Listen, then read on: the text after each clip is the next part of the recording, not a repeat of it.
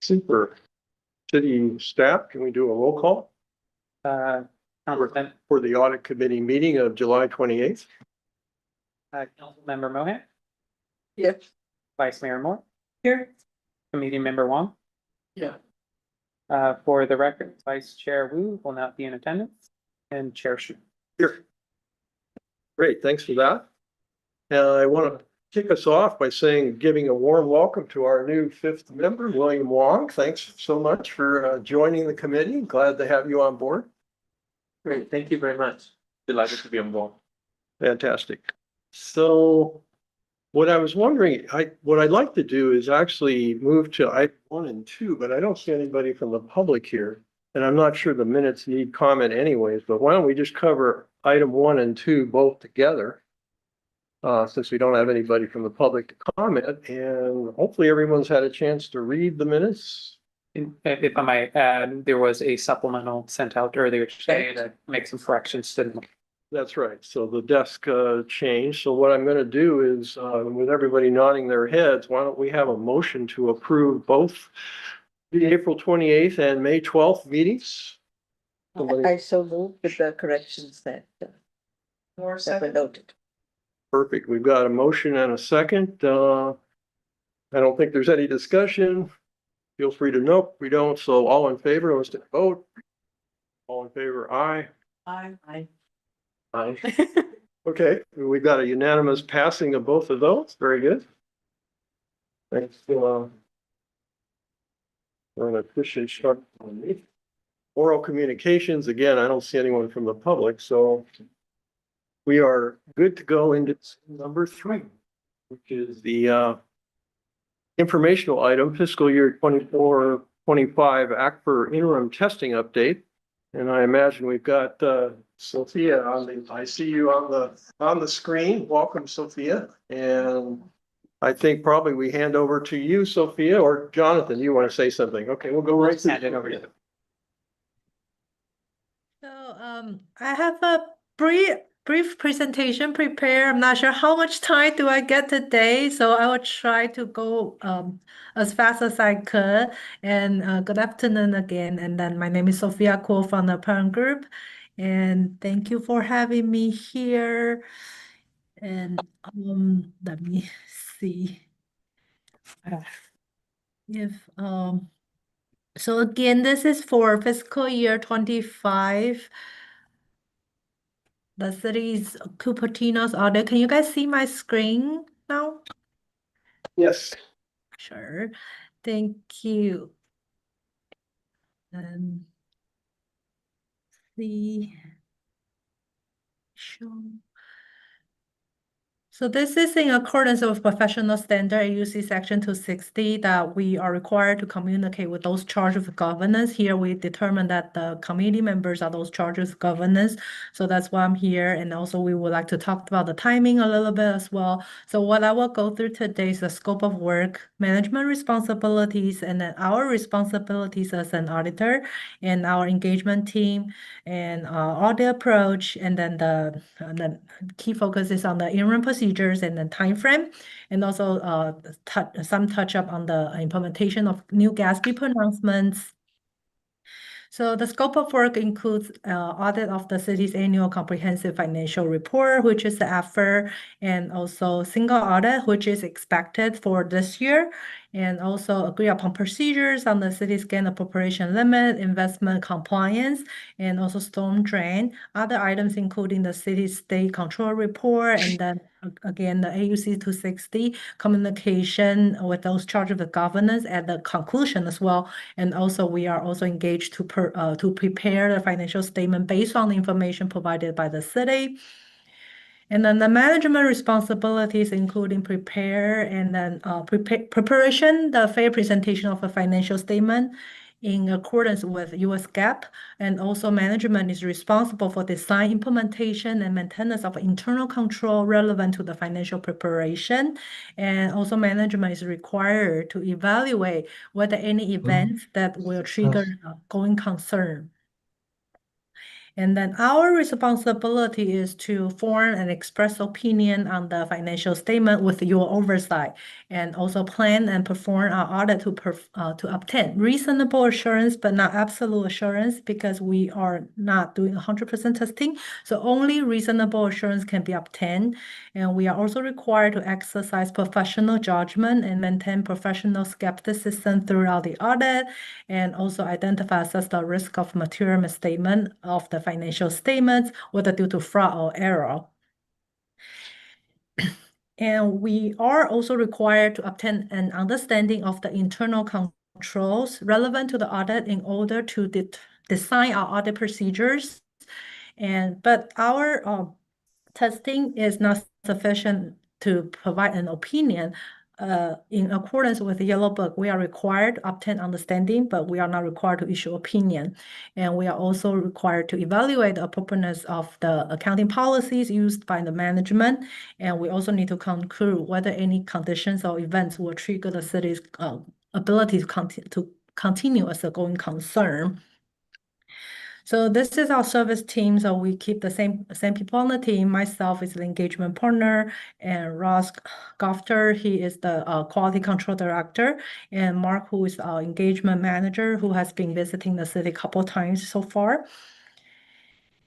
And this is pretty standard audit approach that our firm has been conducting our audit, and from firm to firm, pretty stable as well. So we finished the for phase 1 and phase 2. Phase 1 is the engagement acceptance. Phase 2 is the interim work. So that's why we are here today. And then in September, we will move on to the year-end field work and then post-field work, and also the report preparation and review.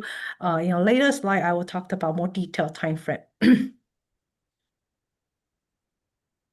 So the interim procedures that we did our initial risk assessment, and again, we obtain understanding and perform walkthroughs and the test of controls over the significant transaction cycles that we identify, which including the financial reporting and revenue cash receipt collections, and also procurement cash disbursements, and also payroll, including census data testing over pension and OPEB as well.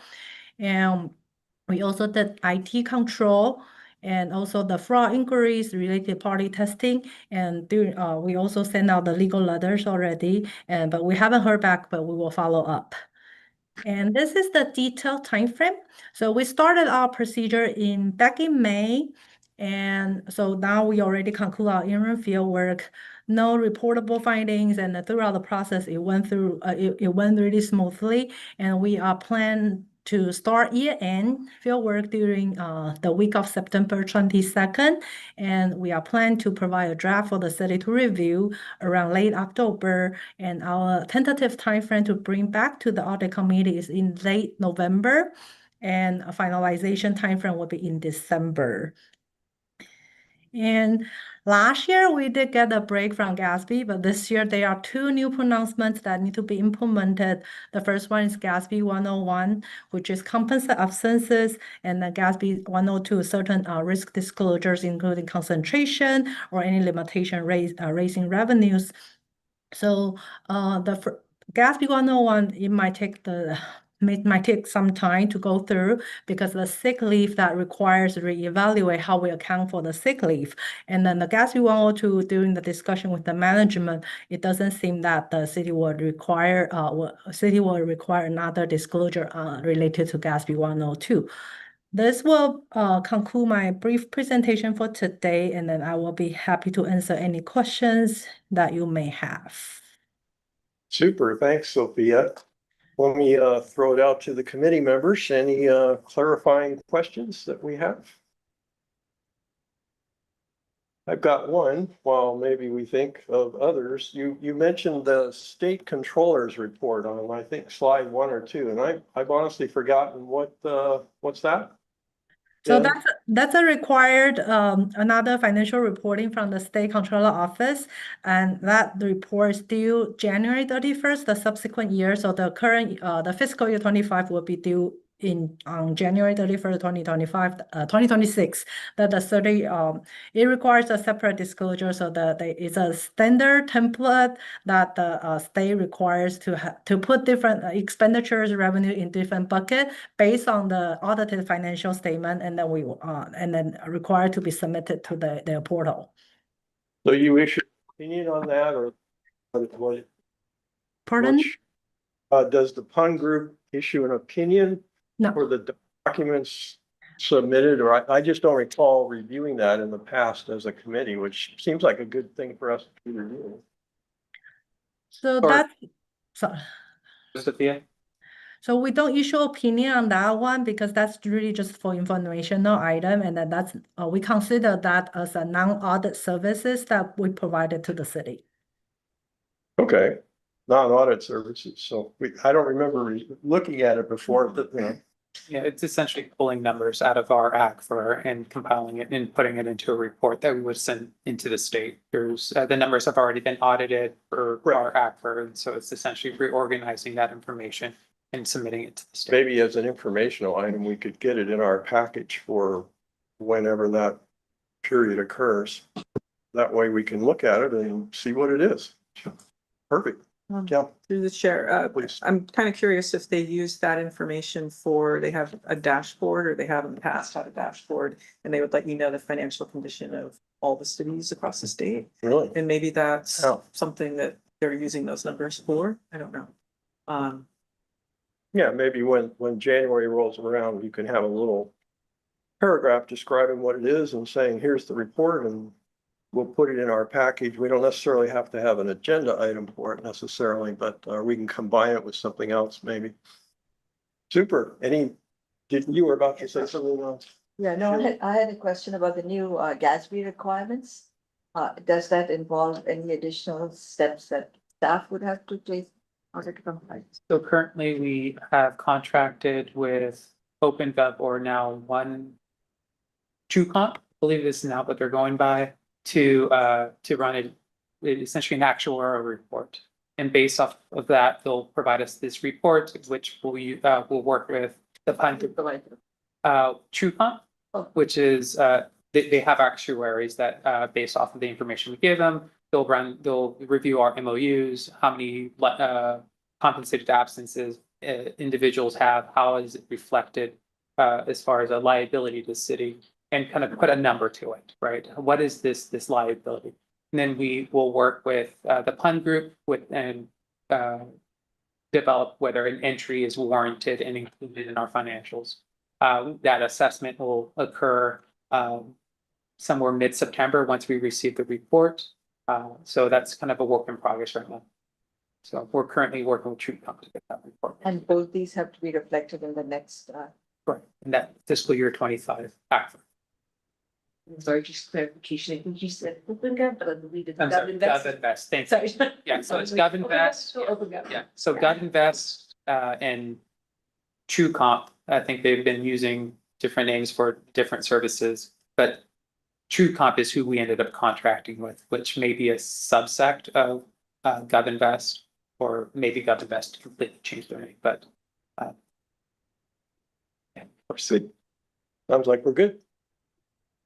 Well, thanks, Sophie. I appreciate it. I wonder for next year, if we might be able to get you in the interim period while you're still about to come into the interim. And I know you come to many of our meetings, but that this is a little bit after you've already done the interim testing.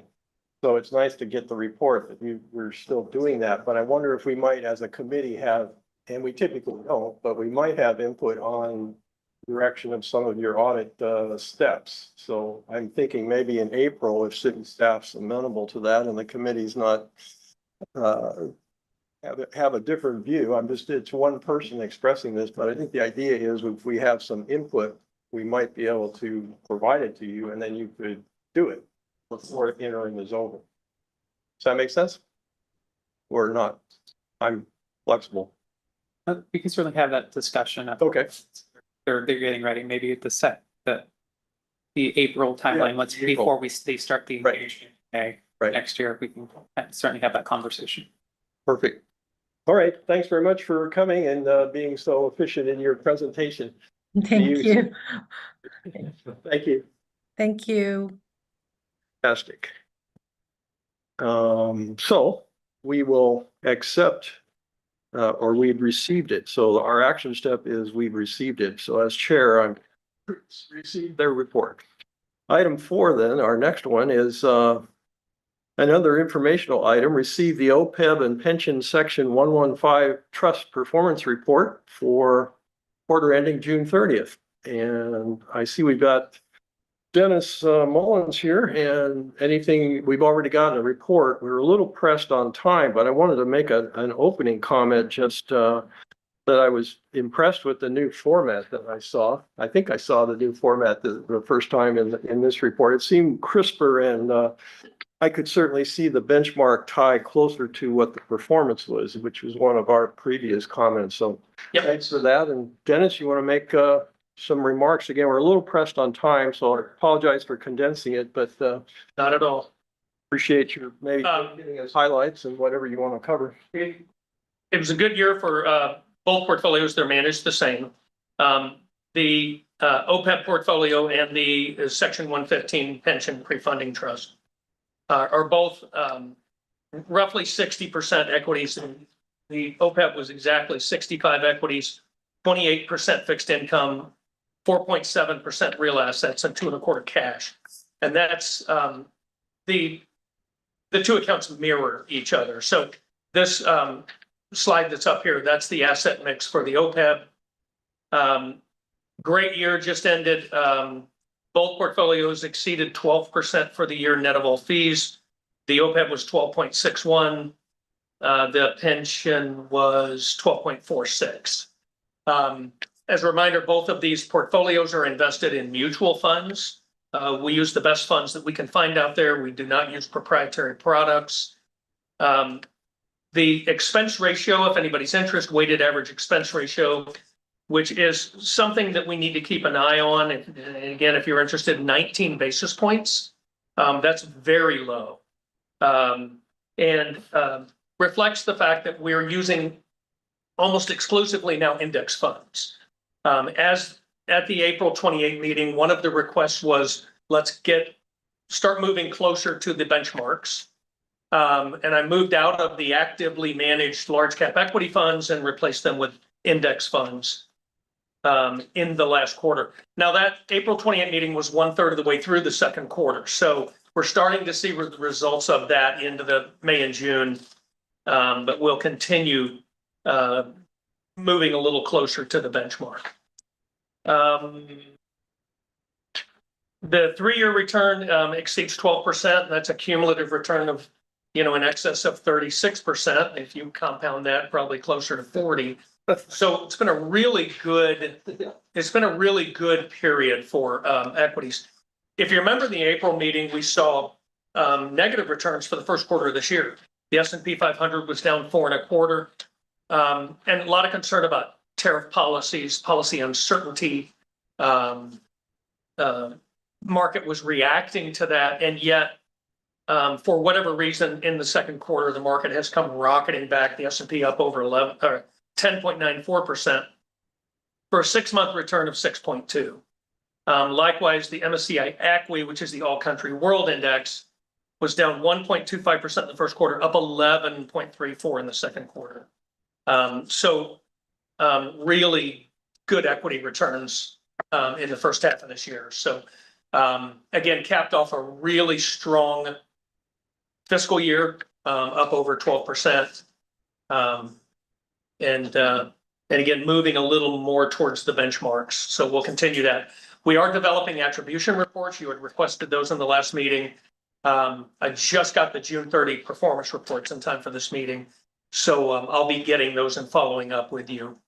And a couple of little challenges there. We don't actually purchase the MSCI ACWI data, but we found a workaround a little bit. We're going to compare it to an MSCI ACWI ETF. Last quarter was within 40 basis points total return. So it's be off a little bit, but that, I think it'll get us the data, the picture we're looking for.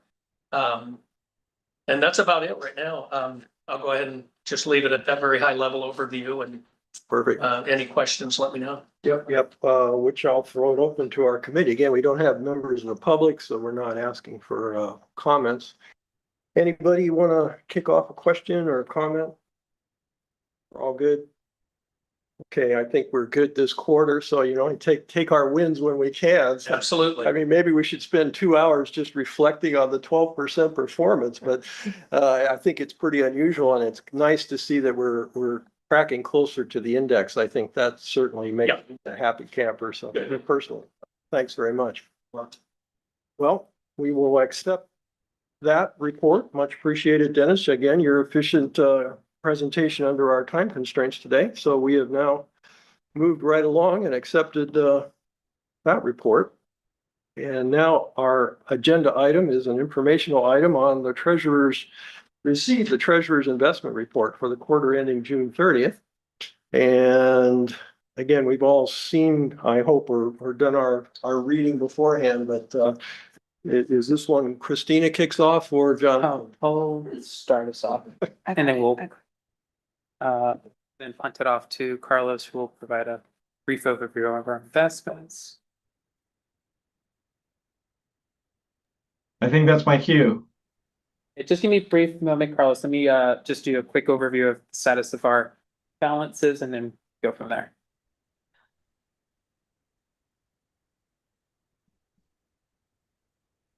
So this is for the Treasurer's Investment Report with the quarter ending on June 30th, 2025.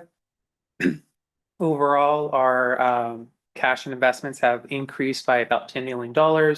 This is largely in our Wells Fargo checking account, which is our operating account. Key items that drove this in the last quarter, we did receive our property taxes of the second biggest deposit or of the year, along with franchise taxes, franchise fees, and UUTs. We did have in June, we did have a debt service payment that we made, so that did drive down, I believe it was about 2.2 and some change $1 million. And so the net of that is that increase of about $7 million in the operating checking account. All the other changes are just due to interest earnings. And then moving on to the next tab. All our investments are in compliance with state law and our investments policy, as well as it's in compliance with government code 53646. The city has sufficient funds to meet its expenditures requirements over the next 6 months. And with that, I will turn it over to Carlos. Good afternoon, everybody. Let me just start by saying, and I'm going to keep my piece as brief as possible, but as always, I'll be available to answer your questions. It's important to note that we've been watching rates fall just slightly over the past year, though in a volatile manner. In the most recent iteration, I would say that most of that is driven by three very basic factors. First is obviously what the Fed is going to do. There's a little bit of a push and pull from a political standpoint, as well as from a true macroeconomic standpoint, for the Federal Reserve to lower interest rates. Though the Fed has paused slightly and waited to see what's going to happen with the tariffs picture. That's the second factor, is that's an unknown to investors. Investors can, for the most part, digest bad news, they can digest good news, but an unknown sometimes is worse than both of those. So that's the second piece. The Federal Reserve has sort of waited. They've taken a wait and see approach to see what tariffs are going to look like. And of course, you probably saw this morning that there was a little bit of clarity on that field. The third topic is, of course, fiscal policy and what the new bill, it's already law, the one big beautiful bill, is going to do from an economic standpoint over the long run. It is known to add to the deficit. It is known to add to the national debt. Over the long run, it should put upward pressure on long-term rates, creating more of a steeper yield curve. So everything I tell you is in the backdrop of all of that. And I'm just going to walk you through some of the things that we've done in the portfolio to be positioned for that forthcoming environment that I just described. So why is the Fed talking about lowering interest rates? Well, inflation is still slightly elevated, although I would argue that based on what their target is, 2% for core personal consumption expenditures, we're kind of right near there. It isn't so much that, and it doesn't seem like it should be that because of employment, because employment has looked quite good. In the month of June, we generated 147,000 jobs. The prior 2 months were revised upwards by an additional 16,000 jobs. Unemployment is in the range of 4.1%, and all of that is kind of a rosy picture. Why would it be? Well, primarily you are seeing the consumer ratchet back just slightly. If we look at retail sales, that's starting to sort of step back a little bit. And if we look at housing, you wouldn't know it from looking at the Bay Area, but nationwide, you can see that housing is starting to enter the doldrums, partially because of high interest rates. The month of June brought us an average of about 6.8% in a 30-year fixed rate mortgage. The key things are this. We did have a negative GDP number for the last quarter. Most of that was expected, and a lot of it came from net imports.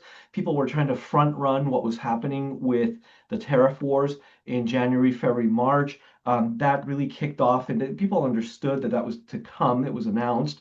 It started with Liberation Day on April 2nd, and within those 2 weeks, we saw a lot of volatility in interest rates. But at the end of the day, the Fed has been on pause. They are due to meet later this week, and it is expected that they'll likely pause one more time. The Chandler view, however, is that with interest rates, and I'm going to roll up to there, with interest rates at the level that we see, and also from the Fed's summary of economic projections, the level of interest rates today are a bit restrictive.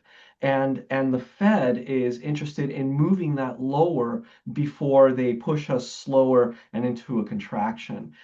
So this is what I was saying earlier. You can see the Treasury yield curve on the right-hand side and the term structure of interest rates. Well, on the front end, on the short end, where the Fed directly impacts it 2 years and shorter, rates have come down. And that's what we've seen. You can even see 2-year yields here. A year ago, were somewhere in the 5% range, and today, well, they're below 4%.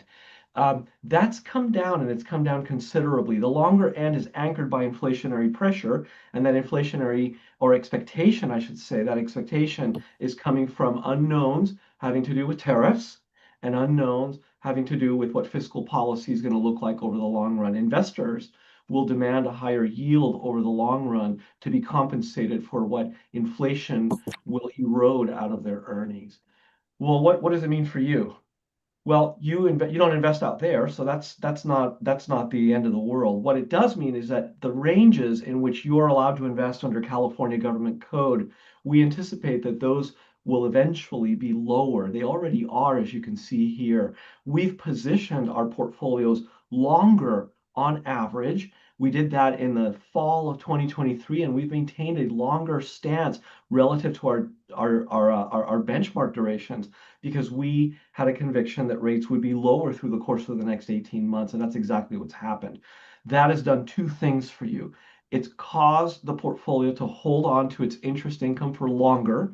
It means you've protected your interest income. You haven't been forced to reinvest in increasingly lower rates faster. You've done that. Everybody does, because you have maturities periodically. But when you do, you slowed that down, which holds on to your income stream longer. That's number one. Number two, when interest rates fall, the value of your investments goes up. And as a result, you've had a really good year from both of those, from strong interest income that you've protected and also from fair value appreciation. Let's look at it. I'm going to roll ahead.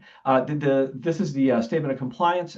Everything is in compliance. I'll let you look at that in your board packet or your committee packet, but I want to roll to the main portfolio. Currently, that's valued at $175 million. Let me zoom in on that so you can get a little bit of a better look. Right now, the yield to maturity is 3.73. That is the interest income you would be earning into the future on an annualized basis, assuming nothing changes. Things change in this portfolio not every day, but periodically. You do have maturities that we get the money back. We have to go back and reinvest. We pick up a different yield in the markets. The market yield as of June 30th was 403. That's the yield you would get on this portfolio had we bought the entire portfolio on that day. It infers a reinvestment rate. Think about it like this. If we have a maturity or you give us additional money, we're going to make it look like this portfolio when we invested. And when we do that, we should be picking up somewhere around a 403. Very high credit quality. That's part of the reason why you have this portfolio. Your objectives are safety followed by liquidity, and those two trump. They are ahead of return. When you look at the makeup of the portfolio, we are still very bullish on U.S. Treasuries. They make up the bulk of your portfolio because on a relative basis, the yield is still competitive.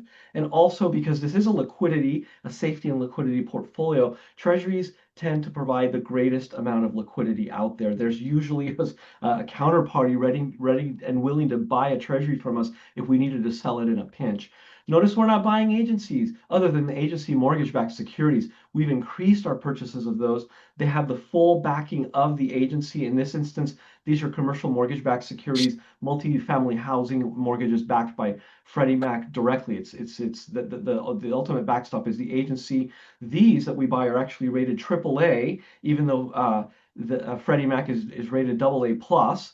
These are rated AAA because of the structures that we have. I do want to highlight the corporates. I think you know that corporate spreads are tighter than they've been that way for the last couple of years. They've been tightening, except for a period of time where you saw a little tiny bit of widening. But for the most part, there is still value to be had in that sector as long as you stay diversified. I'm going to roll ahead to the returns. So from a total return perspective, for the last 12 months, so for the fiscal year ended June 30th, your return in this portfolio was 6.20. When you factor in the fees, it was closer to 612, and I think there's some rounding there. It's really closer to 613. I would say that 3/5 of that number came from interest income. So that hits your budget directly. Those are greenbacks that can be spent on city council initiatives, on your budget, on the things that you spend money on debt service, on capital improvement, all the things that you do. The other 2/5 came from fair value appreciation. That doesn't hit the budget, but it is an impact to your financials, and it is a true economic impact to the city. You book it per GASB 31 through your income statement. When you look at the benchmark for the year was 554. How is it that we're beating the benchmark so much and consistently? If you go back since inception, even the last 2 years, a 553 versus a 503. That's the average. That's the average taking compounding into effect. The geometric mean. Same thing for the last 3 years. You average 378 per year taking compounding into effect versus the benchmark of 328. How is it that you do that? Really, for us, it's part of it is the duration, but as you're aware, we constrain the duration. I said that we're maintaining the portfolio slightly longer than the benchmark duration. I'll highlight that because that is important. If you can see here, we've been averaging 2.54 years, where the benchmark is 248, and we've been longer, just slightly longer for quite a while now because of that anticipation of interest rates falling. That has caused your investments to go up in value, and it's caused you to hold on to that yield for longer. That's why you have these great returns, but also because of the diversification, because of the introduction of the corporates, the allocations we put in corporate securities, the allocations that we have to asset backs and mortgage backs, and supras, everything that we have in the portfolio. These are yield advantage securities, yield advantage sectors. We add them, and we add them prudently, mainly because we mitigate that risk. Over the long run, I would say that for the future, you want to kind of keep an eye on what's happening with fiscal policy. You will likely see a steeper yield curve, which will give longer term portfolios an even greater opportunity to outperform. In terms of risks, really what we're focused on is what the long-term hit to the economy may be from the new bill. This is the hallmark finance legislation from this administration. What that's going to look like, it's still an unknown. It's expected that tariff revenue is not likely to make up for the additional debt we're taking on. If anything, tariffs, we're getting some sense that it may start falling somewhere between 15 and 20% across the board, unless some nations have made specific arrangements. Let me stop there and take any questions that you may have.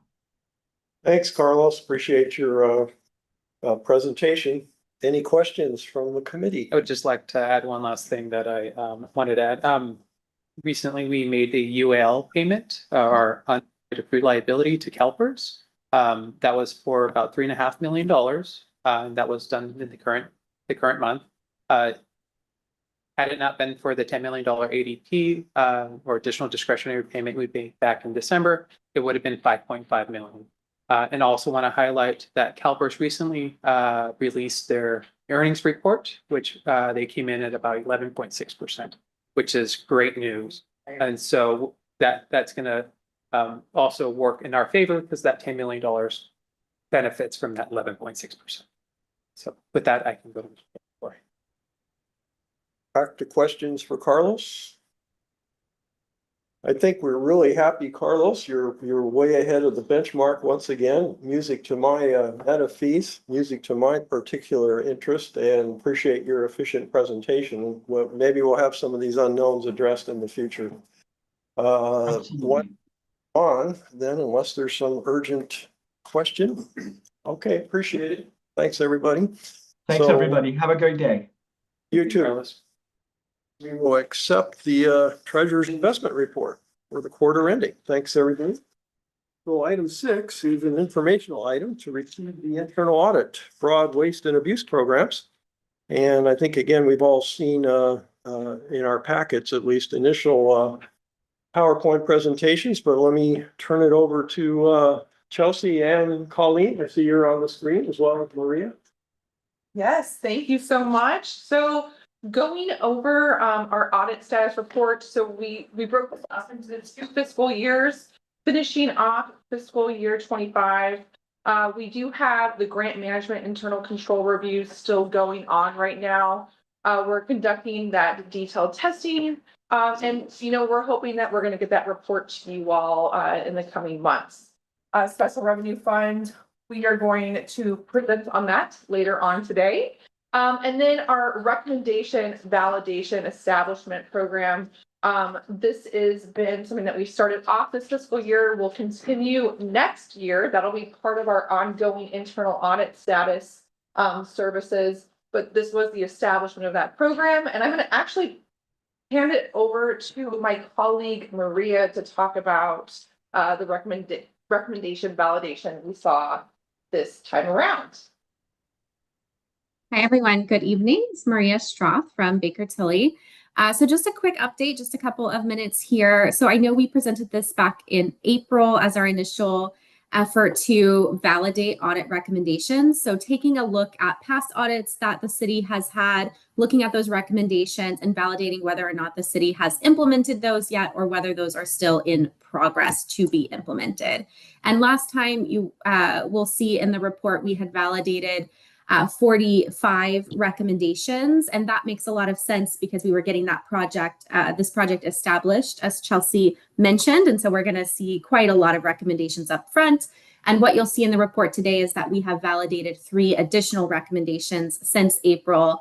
Now that we sort of have the process established, we've sort of been through our initial push to get things validated. Now you'll start to see a few recommendations is my expectation each time as we report on this each quarter.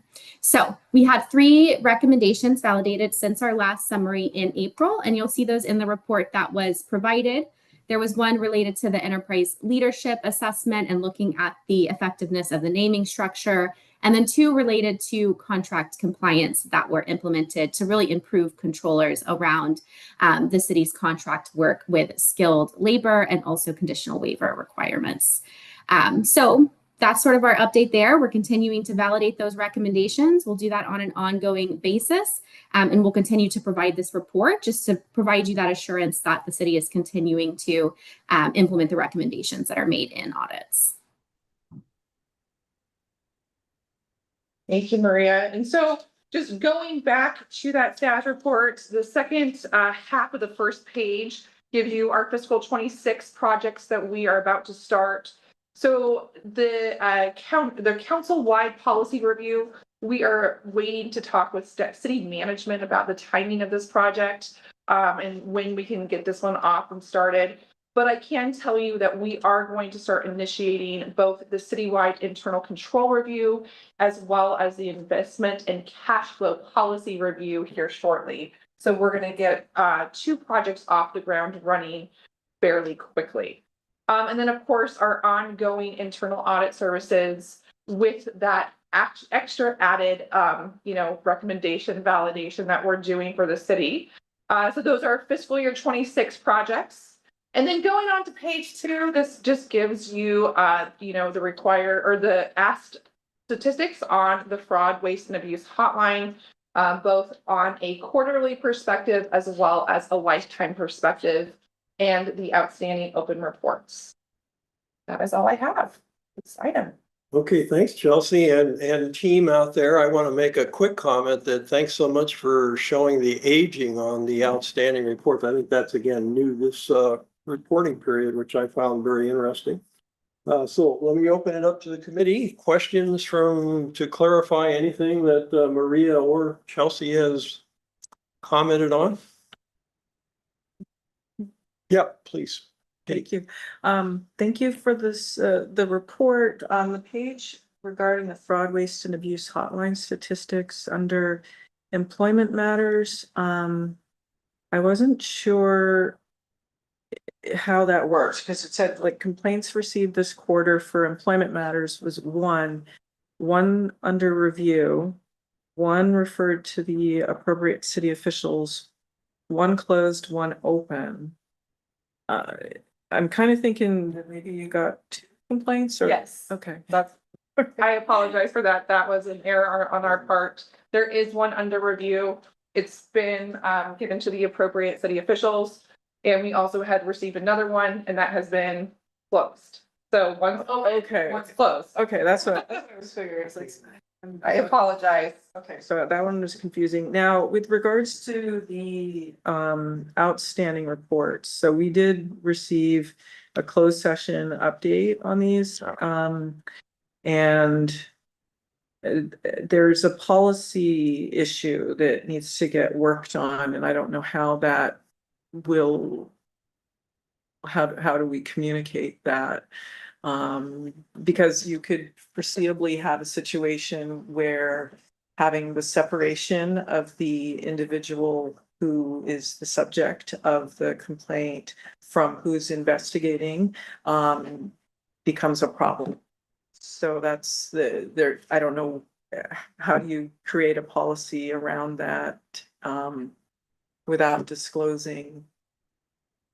Yeah, so, Colleen and I had an opportunity to talk to the interim city manager last week, as well as the city attorney. They kind of were asking us some questions about the, current fraud, waste, and abuse policy. We provided them that policy, really, reminding them what it was based off of, best practices. And I think that they were going to be talking internally, and they were going to get back to us, but the interim city manager did convey that city council had asked for her to come back to them with some recommendations. Okay, so would that policy be something that this audit committee would weigh in on at all? Or it's just kind of odd because would we be creating a policy in a closed session, which does not seem appropriate? But we're certainly not going to comment on it. Yeah. I may, that may fall under the internal controls of such, well, I'm sorry, that's actually out of context. So, I would make the argument that you probably could, well, y'all will be reporting out. So if anything that the internal auditors look into, they actually report to this committee, right? If they're making a recommendation, I think there would be some feedback to a certain extent. We can, I think later on when we get to the roles, the duties and roles and responsibilities, we can kind of maybe clarify some of that language. But, yeah. May I have a reminder of the council-wide policy review? That I can see the list of the council policies on in the record they've all been gathered together in the public records. Okay, now the citywide internal control review. Could you remind me what that is? I know there's a group of policies that the council requested permission to be able to look at. Are those, would that be what this internal control review would be looking at? So the citywide internal control review is really looking at the broad scope of internal controls. So including policies and procedures, but really the processes that the city is following. So not focusing primarily on those policies because we've done that before, but looking at actual internal controls in action and in place that the city is doing. So it's interviewing employees about their day-to-day matters on internal controls, as well as selecting samples and making sure that we can follow through how those internal controls are working. And it's really based off of best practice and then, providing recommendations and kind of a roadmap of, areas of high risk, medium risk, and low risk that the city might want to look into in the future. Okay, thank you. And going back to the citywide policy review inventory, versus I would call them administrative policies, for staff. There were some, and I'll request permission to read them again and bring it up internally, but there were some that looked like the council should be aware these policies exist, and to know if they're being followed, because there were some that had a little intersection with the council actions that they were supposed to do. So just to let you know, and then Okay. go back and get you the names of them. Wonderful. Yes, thank you. Good clarifying questions, which brings me to ask more, since we are a committee not subject, or we're not privy to the closed session that city council has, of course, but we are getting this report on fraud, waste, and abuse. So my observation would be, however it percolates internally, it sounds like there's discussions ongoing. It would be nice to close the loop for the audit committee such that we know these. We see one that's here 515 days, and I think the question in our last session was, well, are we sure that somebody's following up on that? And we are, from what you've said, but still, it'd be nice to know policies, maybe if it pops out. What is the policy for maybe treating that one urgently, if it's possible or not? Since I don't know what it really is, it's difficult to categorize, but maybe my question, I guess I can formulate, sorry for rambling here, is can we maybe have a simple closure of how these reports are being followed up on Right. in some way? Yeah, there is some of that is in the procedure right now. Really, we provide them to who we seek appropriate, and Right. then we do a follow-up. But I think, as we mentioned before, really, asking those leaders about these fraud, waste, and abuse, reports, and if there's anything that can expedite that process, I think, is appropriate. But we are doing our due diligence. Colleen, is there anything that you want to add to that? We will eventually report the outstanding ones closed. We hope to get a report back from city manager's office, from the city attorney, when those have been closed. So those will show up as closed and be off the list. As we've talked about a couple of times before, if there are issues that the committee needs to know about or council needs to know about, it's typically done in executive session, or it's a need to know basis. So sometimes we will involve the audit committee chair in that. But the findings of an investigation, often then, that if it is something that the city needs to follow up on, the city attorney then typically handles that.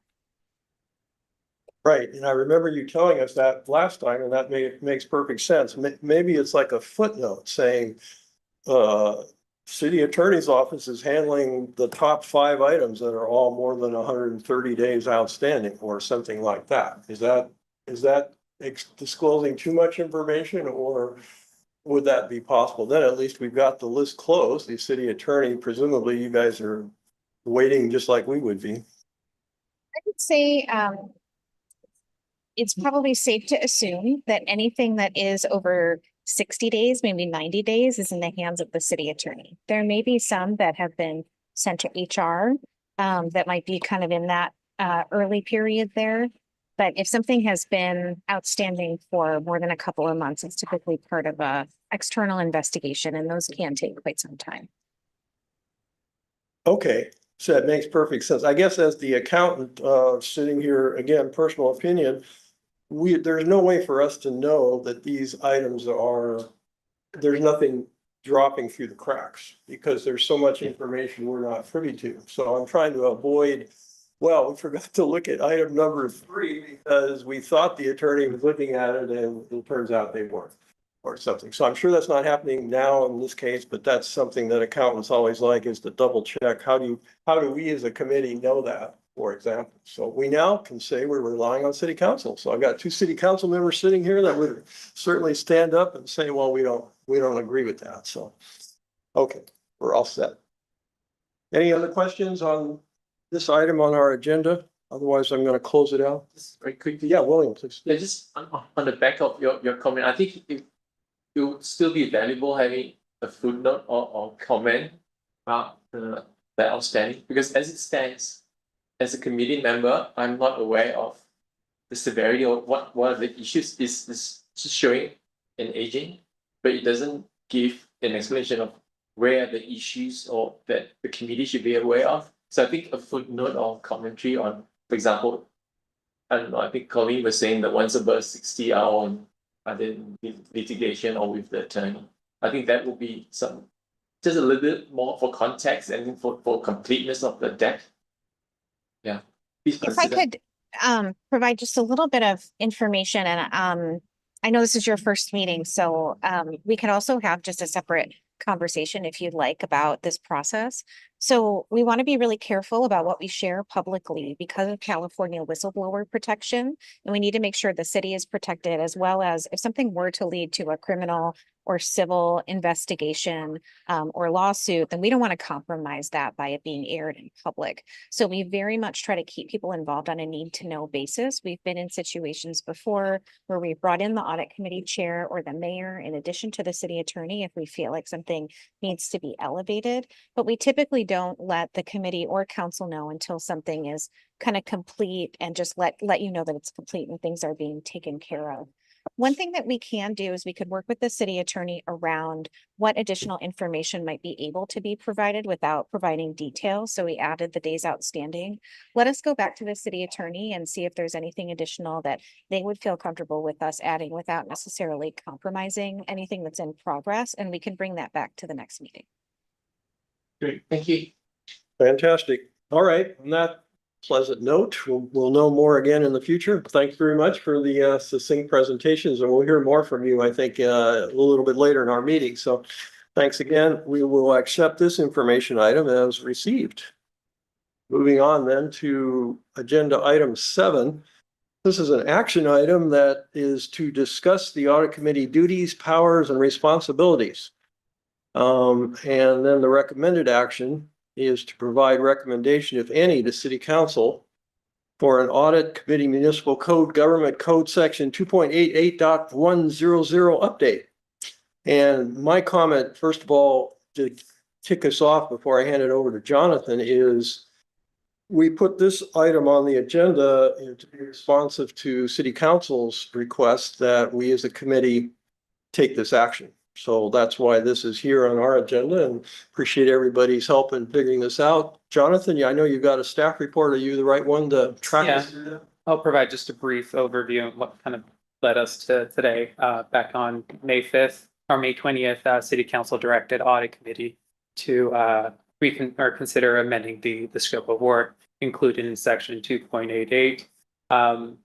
Since then, we have we've provided your current roles and responsibilities, as well as have Colleen, who are our internal auditors, to provide a brief or to answer questions that you all may have. This is more of an open discussion for you all to discuss what is what you believe that the role and responsibility of the audit committee to be and where it's evolved. And as just as a reminder, the last update, the audit committee had back in February 2023, where in short, it, instead of meeting on a monthly basis, it began meeting quarterly, and with it, it did not meet to review the monthly investment reports. It just met to review the quarterly reports, before forwarding that to council. And with that, I'll open the floor for you all to ask questions and discuss. Okay, that's a good thing to do. We should ask questions. Any questions on the staff report from committee members?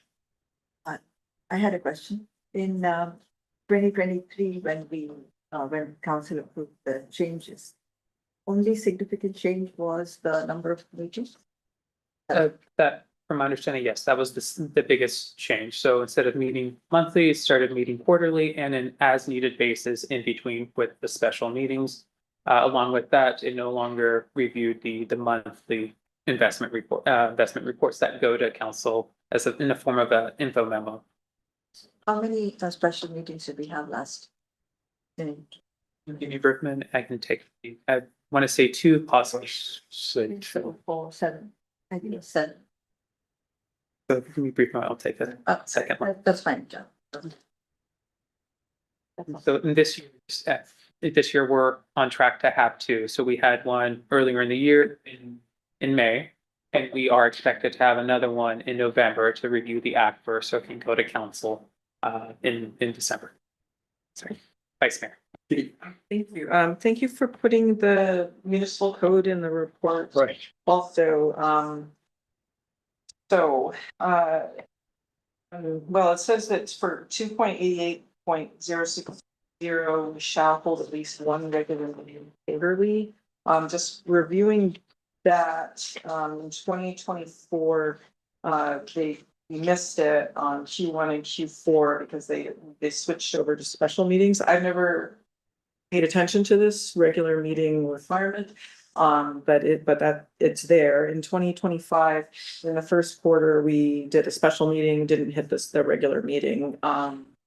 And so we need to make sure that we're making those regular meetings. And attendance is based off of the regular meeting, the special meeting, and that was something that I was noticing where we could have an individual miss several special meetings and not have the regular meeting absence issue. There's something in the rules about that. So I went back to 2017 and, counted up the number of meetings that we had. So the original municipal code before it was changed, at the audit committee was to review the monthly treasurer's report and the monthly investment report.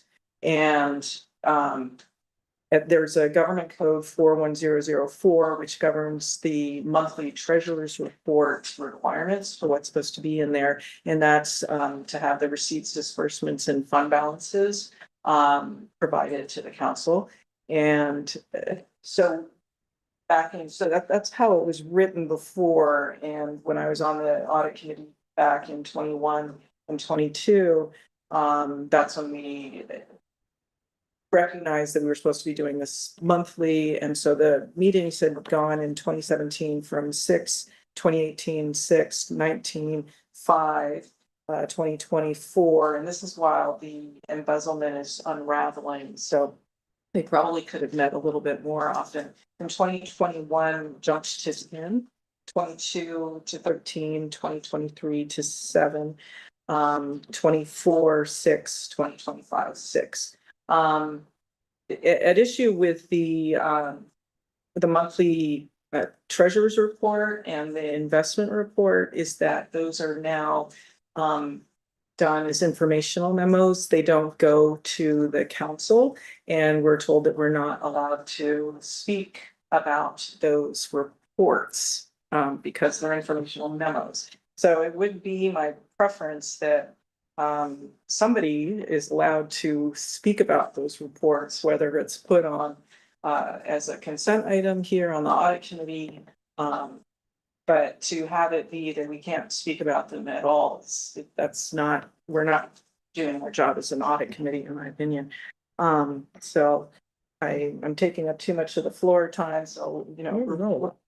I think, yeah. Okay. Why don't you figure out what's appropriate here? Okay, so another municipal code part that I hadn't noticed before is that we shall appoint a secretary. And we haven't ever done that. So 2.88.050, and it looked like it was supposed to be like approved by the council at some point too. I don't think this is a difficult thing for us to do, and I'm not sure whose hand is raised to be the secretary, if finance manager gets that role, or if we have somebody else whoever's doing the meeting minutes, maybe they're considered the secretary. Like I said, I never noticed it, so thank you for putting the whole municipal code in there. And I just kind of glossed over those parts and looked at the duties more carefully.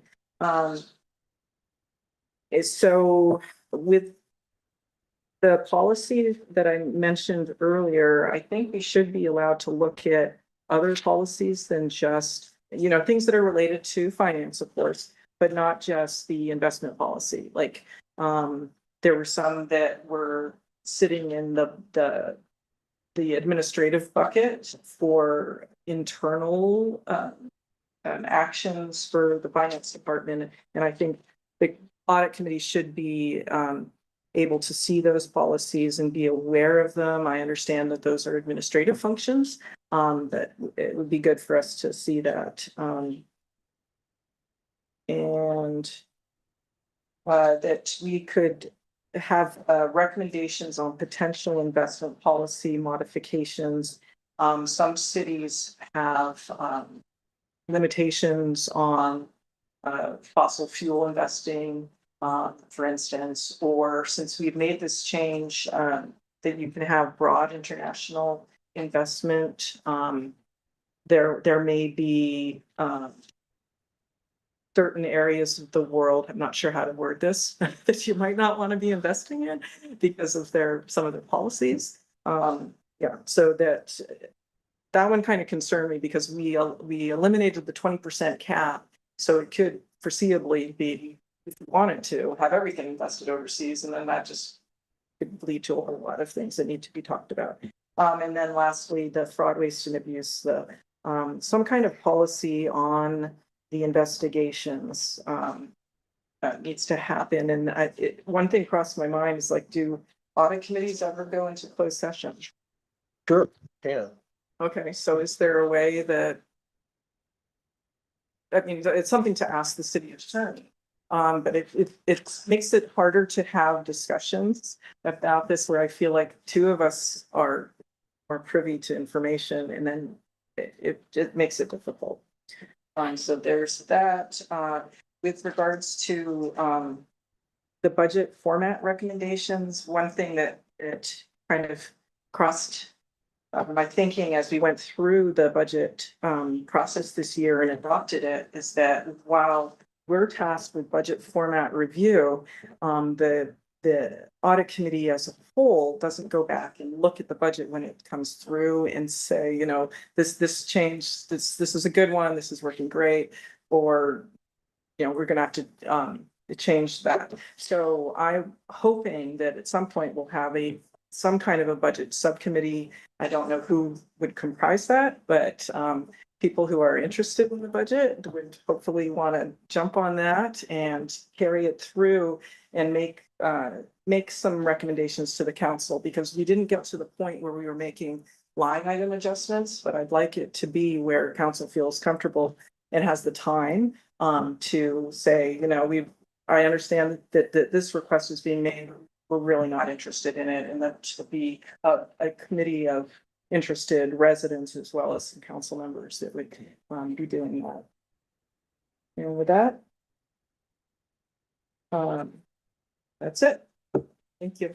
Great. I tried to take notes, but let me come back as we get a full discussion going. Lillian, you have anything to say, or you're a new member here? Don't feel like you have to, but you're welcome to say something now if you like. No, I was originally trying to understand what was the background to request from the city council to make this review. And I think I'm getting some context of why it's triggered. So I'm not familiar with audit committees for principals, but on the private sector side, typically the investment management piece would be separate from the audit committee, and I think comes back to your point about being tabled, the investment report being tabled for information versus tabled for review or voting.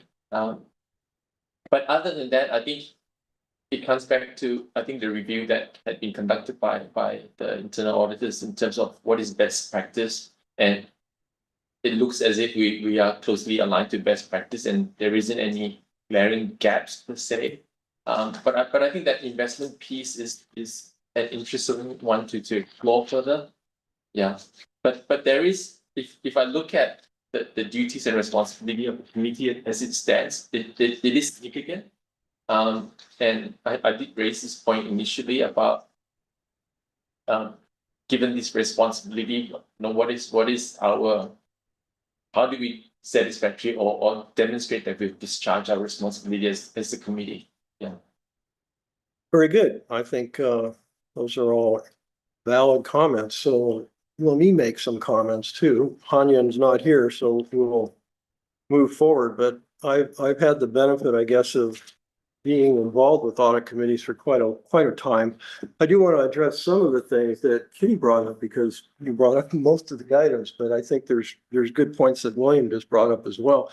I'm particularly excited about the embezzlement comment because that was under my involvement with the city staff, and just to reminisce on those happy times, I can tell you they were a busy time with the mayor and myself were in a number of meetings. So of course they weren't subject to the Brown Act, and in some sense that was like a closed session as well. So Mayor Darcy and I knocked our heads against the wall with Christina, as well as external auditors, and there were no internal auditors at that time. And of course, special counsels that were brought in, et cetera, et cetera. So the time is a little bit deceptive there. I can, unfortunate history, but maybe we should have, I think we do have in some of the ACFA reports what the response to the barn door being open in some sense for that $1 million. For people that aren't familiar, I think it's worth spending 5 minutes on that because it does relate into what our charter question here is. So I'm frequently talking to you guys about the three-legged stool that we as a city council, audit committee, and city staff came up with really as a response to the door being open. And we discovered that it was open. Okay, so what do you do?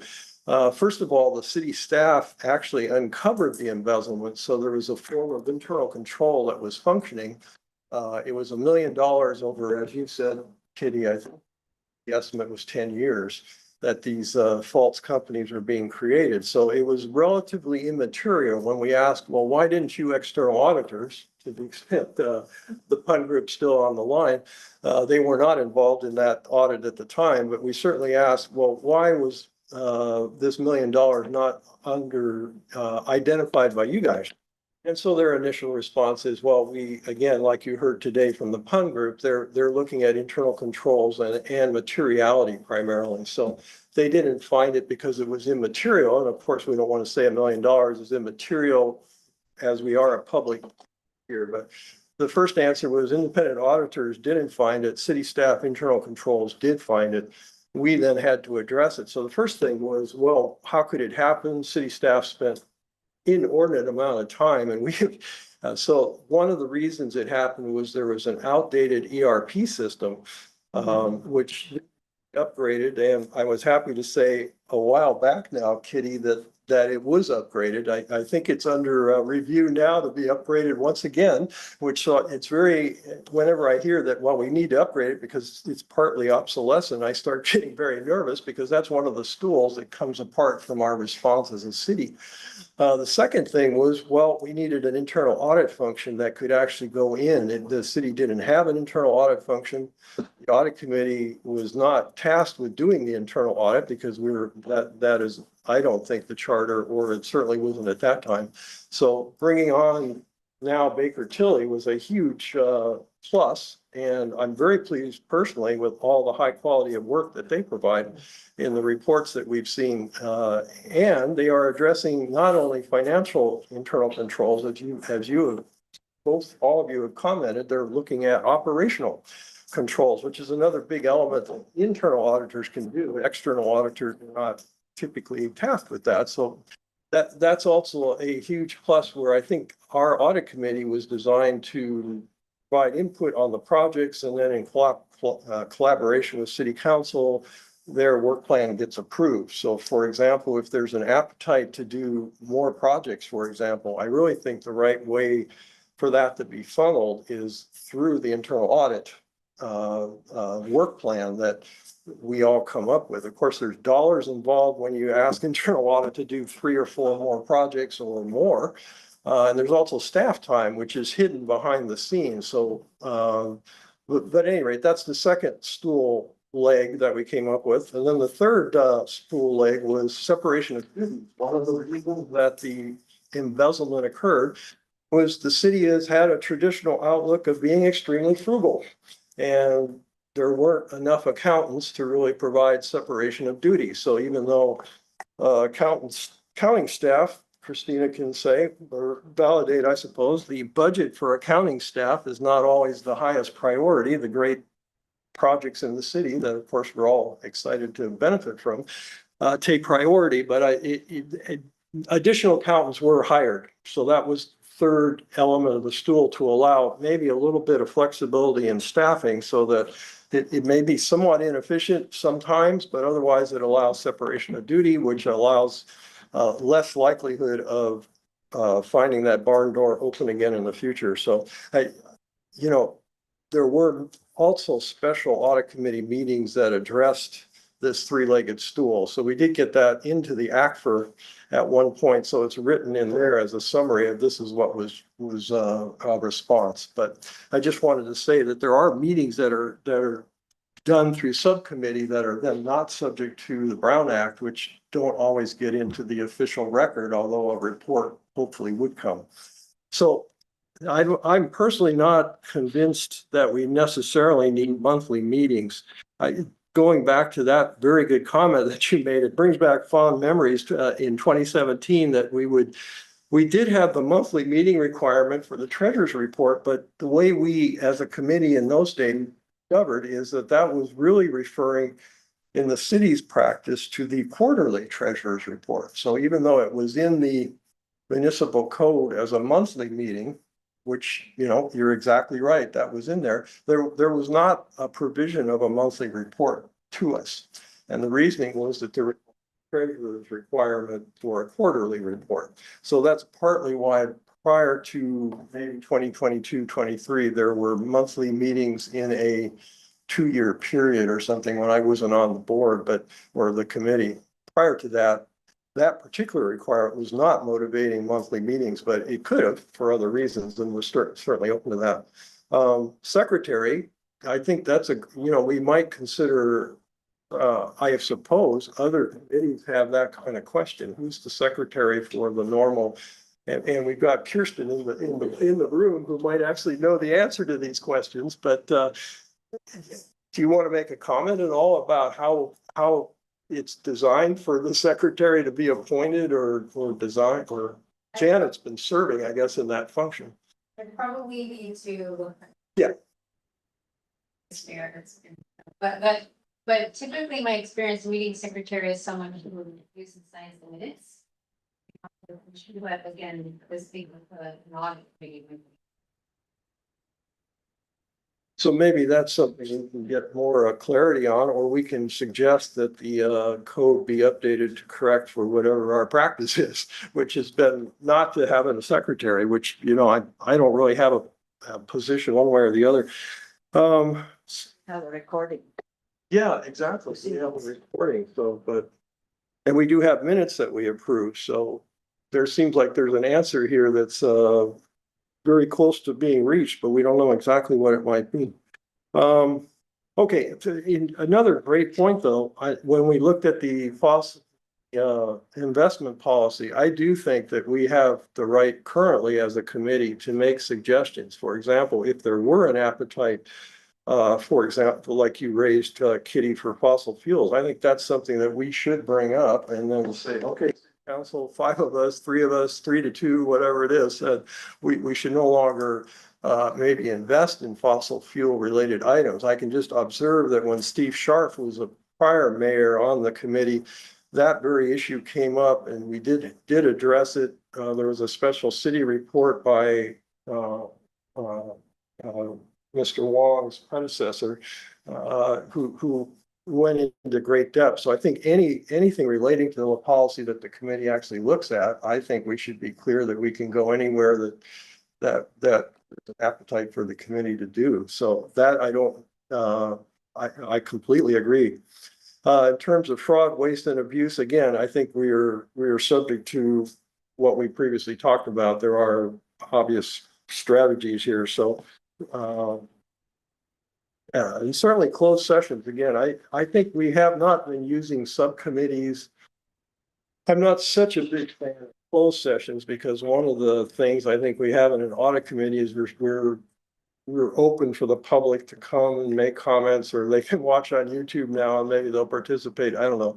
It's a little bit, we are, 3 of us are volunteer members, so it's a little different than maybe the city council where you're actually making operational decisions. But my own view is that we could probably make our meetings more efficient by taking advantage of subcommittees, as well as having designations that, well, if a particular member is interested in a topic, we could certainly benefit from that member going more deeply into something and then reporting back to the audit committee as a whole.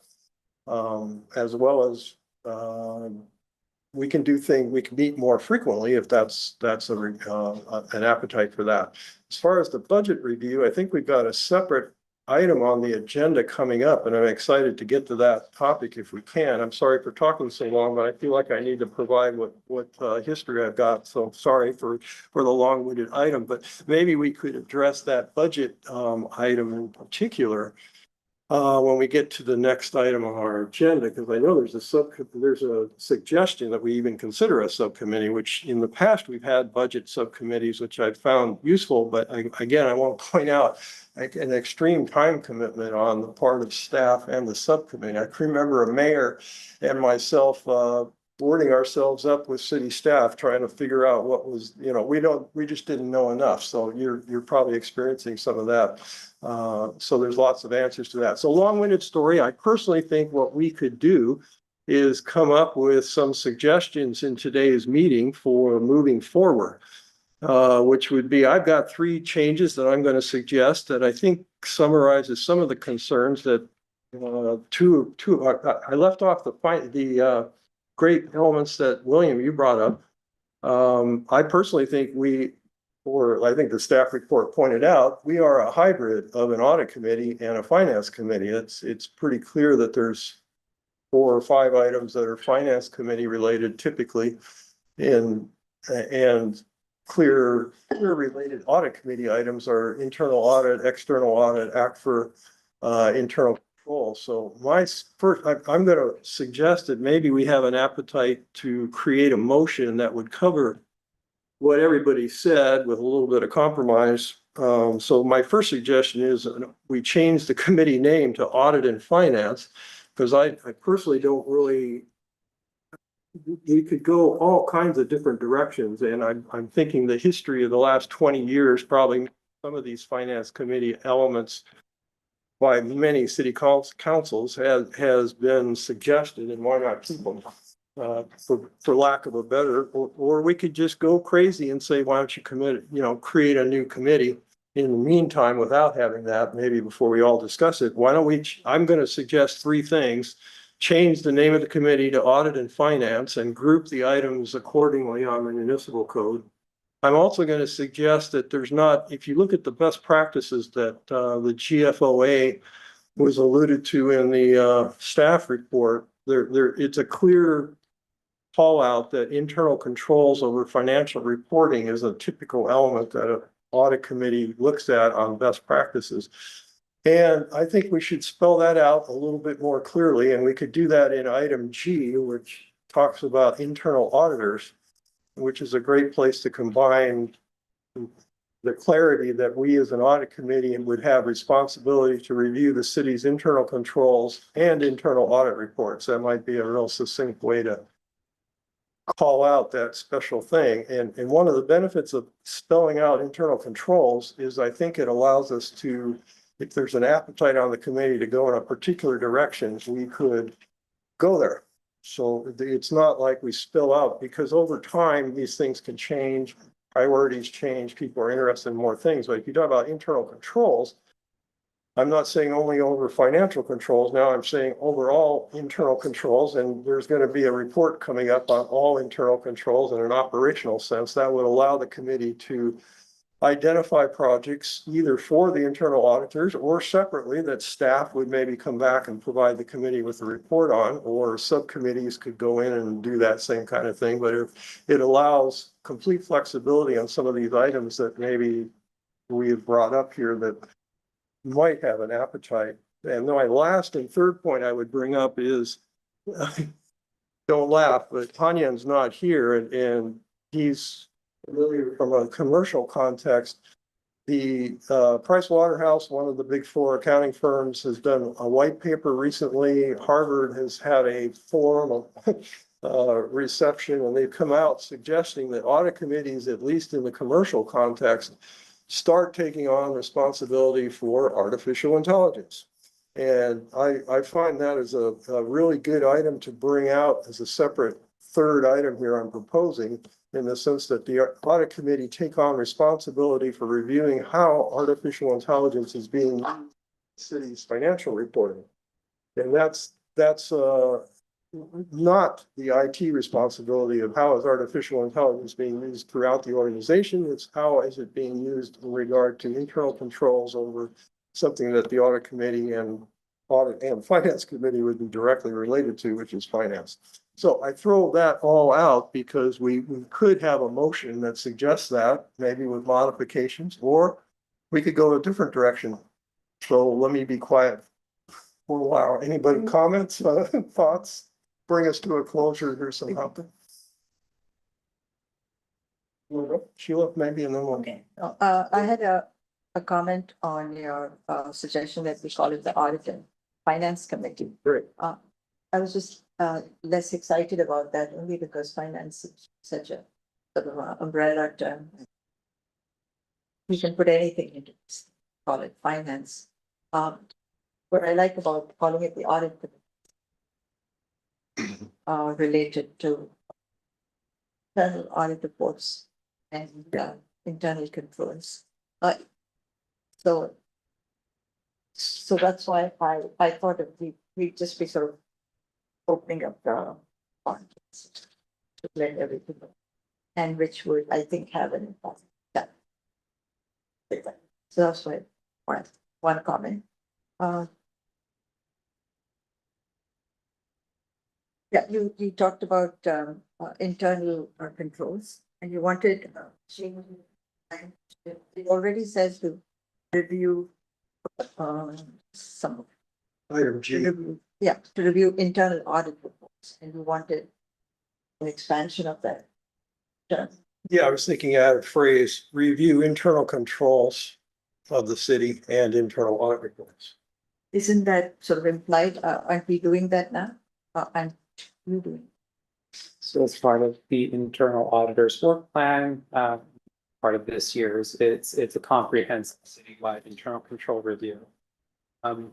Based off of the conversation I had with Chair Schmidt last week, one of the options that I suggested was to expand the scope of work or that the Baker Tilly has on an annual basis to do periodic reviews of internal controls and report out to the committee based off of that. So we'll review maybe a section of maybe finance related internal controls one year, and then move on to admin controls or other controls in the city, and then kind of circle back to the finance the year thereafter.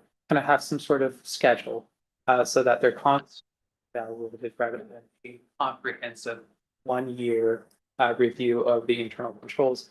This is really your, if you want to, that's one option, or having that direct control over or direct oversight with from the city, from the committee to these controls. I think when we start getting into the operations, right?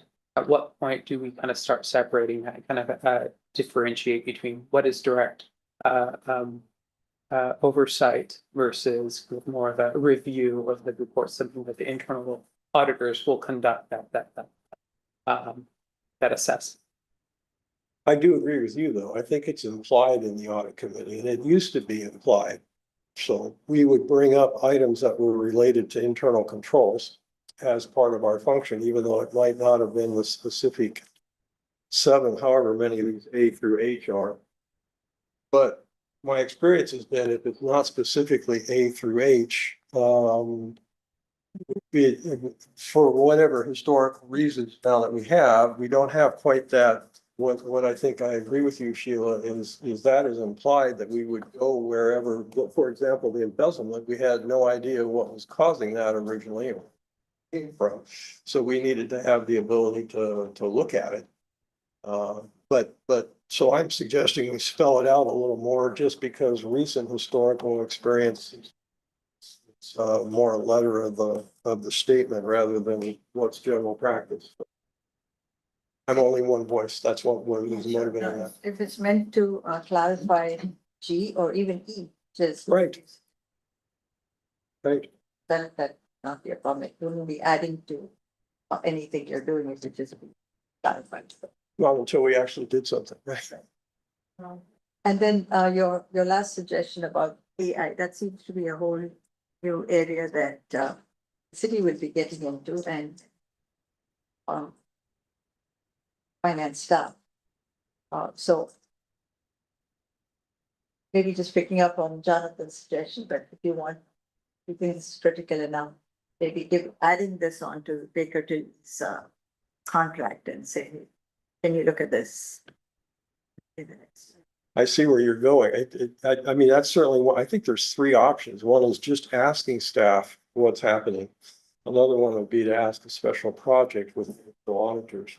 And then thirdly, we may not always want to, it's like, we have the power to review how it's happening. So I'm not sure, I'm not personally asking that we design an internal audit project looking at how AI is being used in financial reporting at this time.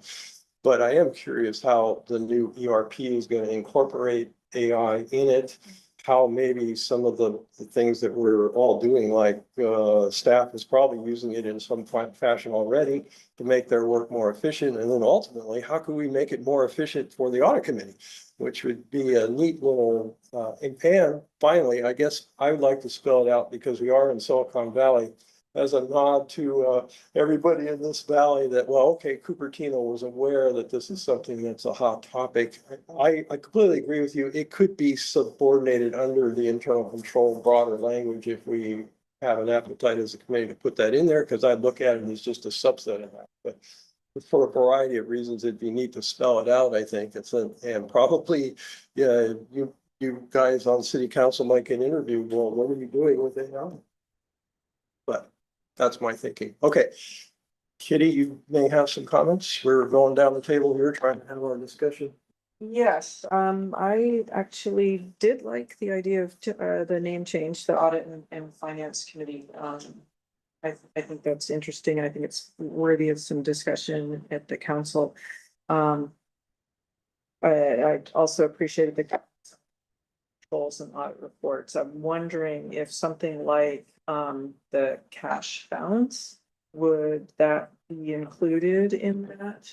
Because like, a year or so ago, we had that non-interest bearing checking growing to the 65 million. And now do have the 3% account. And that's at, I think, about 51.5 million. So there should be something that's in the works that'll move a chunk of that somewhere else. And I know that you're up against the 68 million approaching, there's like a cutoff where you can no longer keep adding money into that, your other investment. Yes, so that's at 75 million, we're current at the 60. Okay, and then there was like, there's there's a similar type of fund that you can invest in, but we haven't discussed that. So would that be something that would fit under the item 2, internal controls and audit? I think personally, it might fit right now under the quarterly treasurer's investment report, to be honest. I mean, or a subcommittee that maybe is coming up. We can always create a subcommittee. Okay, so there, that's, I kind of got a little lost on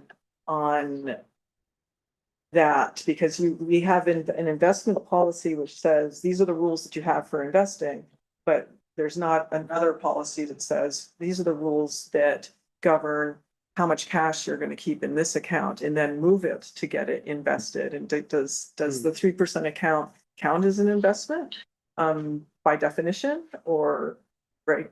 So I'm not sure if we are allowed to talk about it. Is the thing? And we've treated the audit committee with a very kind of a hard line, follow these rules.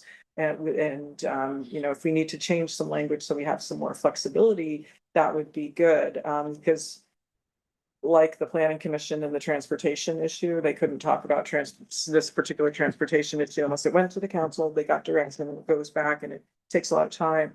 I'd like it if we can change some of the language so that we are a little bit freer about topics that get discussed. So going back to that, under the current rules, are we allowed to discuss the cash balance? Certainly, and to Chair Schmidt's point, I do believe that falls under C, which is to review the quarterly treasurer's investment report and kind of give us you can ask those questions there. What's the reason behind that $51 million sitting there? And as you know, we've kind of been in odd situations this last few years. We kind of understand now where the city's going, right? And so we're developing just a little bit on the finance that we are developing a cash flow model that will address that. And the short of eventually I want to move into a direction. We'll only have about $5 million sitting in there, and then the rest of it's being invested, whether it's in Leif or with Carlos at Chandler. And so I want to have something in place before making those large movement of cash, just to ensure that there's any decisions by council to let's say, and I don't have no clue what's going on with City Hall, if there's an appetite to maybe refurbish it, or if there was if they're opening the discussion to purchase a piece of property that would satisfy. I don't know. So we have to have some of that conversation before we make those big moves. And so at the very least, I think maybe Leif will kind of handle that, because that $75 million, that really should kind of cover a lot of those needs. However, I don't know the direction or how big we're going. So we'll have to have some of those more difficult conversations before we make those large movements of cash. And then maybe over time, we can work with Carlos as well to say, you know what, we might want to keep some of these in the shorter investments because there may be a need to draw down on these. And so we before making any drastic moves, I want to kind of lay down the framework for us to kind of move in any direction, just be flexible. Okay, thank you. And so you would call it something like a cash management policy that would ultimately be drafted, and is that something that would be an internal administrative policy, or is that does that council have input? And maybe this is a conversation we can have with Baker Tilly, who will be doing that review later. I think they're set to start in August and kind of go through. So depending on what comes out of that, those recommendations, we can kind of move forward. But just as a kind of from my perspective, I do want us to be a bit flexible in how we address that. So I don't want us to have $5 million in there and that's the max we can have, right? Because if we're anticipating a large disbursement, whether it is for a CIP project or for a debt servicing, if we transfer these funds to make those payments, well, then how flexible is that policy to allow us to? So a lot of that consideration would have to be made.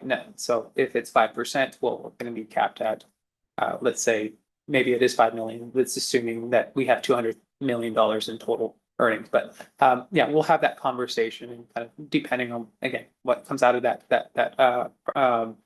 work plan, we can kind of create a policy and we can have that conversation very similar to what we're having in the next item relating to the special revenue fund.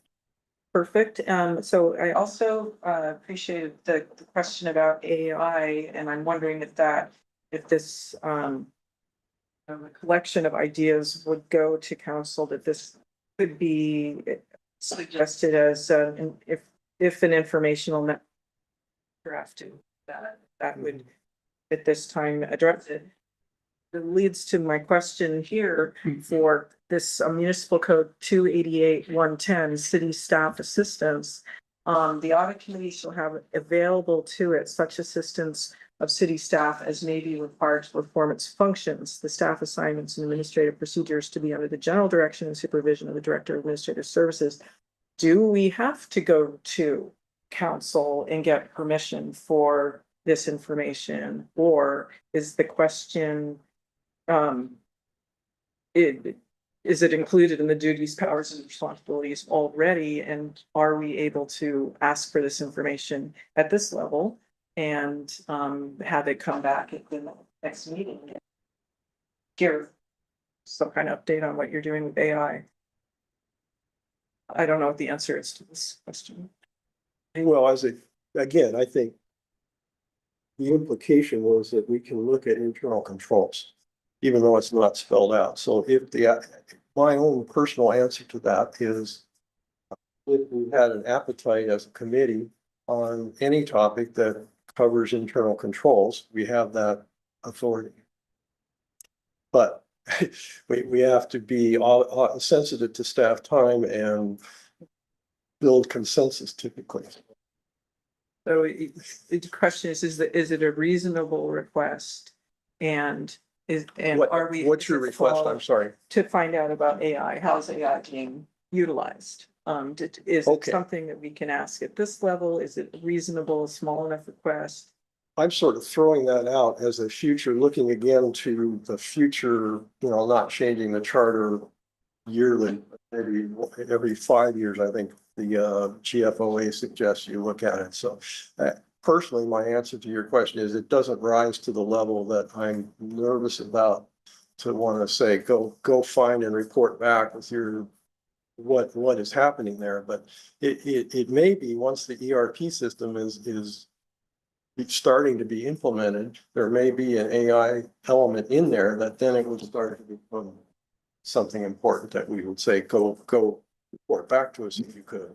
Is that responsive? Okay, so if we take all three, and I'll add one more on, we take all three items and move them on to the city council, and as it stands right now, the policies haven't been changed, and you as chair will need to be at that meeting, then you could describe that. And hopefully I could describe whatever we're recommending as a committee, certainly. And if asked my personal opinion, I can wax eloquent for hours, but certainly I can express whatever we're going to come up with as a recommendation here. But city staff would probably be there right next to me. And just for clarification, something I do have two council members here, was the idea or the intention for us to provide the municipal code updates in advance, so go through formal noticing, or is it just another opportunity for y'all to discuss and then revisit it at a subsequent meeting? It's an opportunity to discuss. Just make sure that we're all study session type of thing. And then the last one was, I still stuck on that, the treasurer's report. And I understand. So that if there's not an appetite to go back to the monthly meetings, I would still like an entity to have the ability to speak to these reports. It just seems very odd. They get published, council's not allowed to talk to them. If they show up, if it's quarterly and we get all of them, I would like to have somebody be able to talk about it. And because once in a while there's information in there that's kind of particularly interesting and you want to flag it. And as in, like, when you had the 65 million growing, that was like, well, that's noteworthy, we need to talk about this.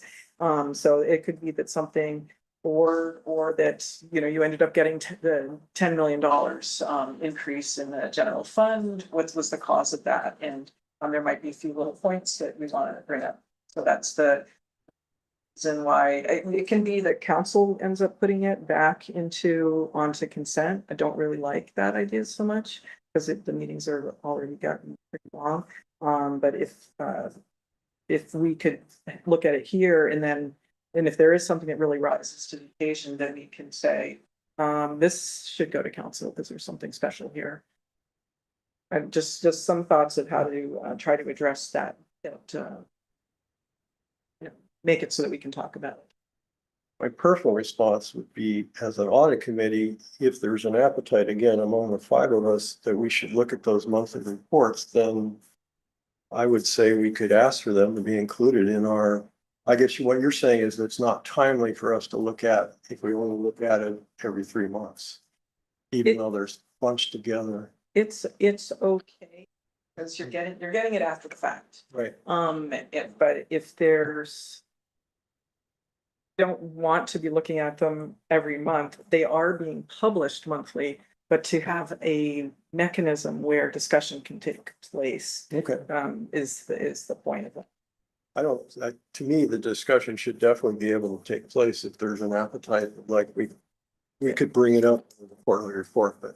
Yeah. Okay, this all sounds very good. I think we have some elements of overlap here, and in the interest of efficiency, what I would suggest is we have a motion. And I'm happy to make the motion, although usually as chair, I try not to do that. But I can make the motion and then we can see if there's a second and then we can discuss more or pass it, one or the other. So I'd like to make a motion at this point to respond to this action item by coming up with the following 3 recommendations, everything else being the same as it is. That is the 3 things I brought up. Change the name to audit and finance, group the categories that are respective on the municipal code to make it clear that we've got combined hybrid function going on here. Modify item G to be review the city's internal controls and internal audit reports. And then add a new item I, review the use of artificial intelligence in the city's financial reporting, internal control of financial reporting, risk management, and compliance. So is there a second? More second? Great. So now what we can do is discuss the motion. So any comments? I can bring up the reason I stuck finance in there, Sheila. I agree completely with you that it's a very general term. But when I talk to people in the public, they do raise these issues about, well, what about this cash management thing? What about this other thing? Because they see these items on our agenda, I think sometimes, and they wonder, well, you are the audit committee. Well, we are, but we only take certain elements of the finance project because of historical reasons. I don't have a better word because I agree with you. But that's my response to that. So I kind of like adding on the new, because we spend a lot of time listening to Chandler Group, listening to the US Bank, and of course going through policies on investment, and that's typically not the audit committee. But that's the reason. I'm very flexible in modifying the motion if we choose, if you're wrong about it. And no, I agree with you. We have sort of strayed away from the sort of strict audit committee responsibilities. And even when we discussed the budget format, it was the first time we were doing, I think that seemed to be not strictly an audit responsibility. Right. But again, my fear is that we would just be taking on too much. And I agree. That's a great observation. How do we get volunteers to come? And thank you, Lillian. Don't close your ears if it's causing you to be nervous. But I do think we should be cognizant of it's tough to get volunteers. And you two, of course, are all the time here in the city, apparently. I mean, your role is very different, but I think if we expect city councils to be adding more finance items on here, I'm personally going to say, well, can you do that through a subcommittee of city council? Or can you do it through a one-person city council person goes and gets the staff group together? Or can you have internal audit look at it? You can put it on our list, but if internal audit and staff, we've got. But if we're just gonna take on more items, I don't know how we can get through the agenda. It is my 2 cents. Okay. Kitty, any comments on our motion? More discussion?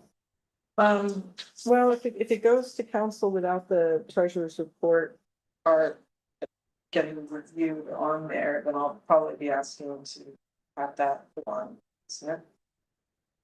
Brought it there since it is getting published, just to provide that the ability for discussion to happen. You can maybe spell it out that it's a role for the audit committee as part of its maybe review of the treasurer's investment report, that we would also look at the monthly. Treasurer's report, yeah.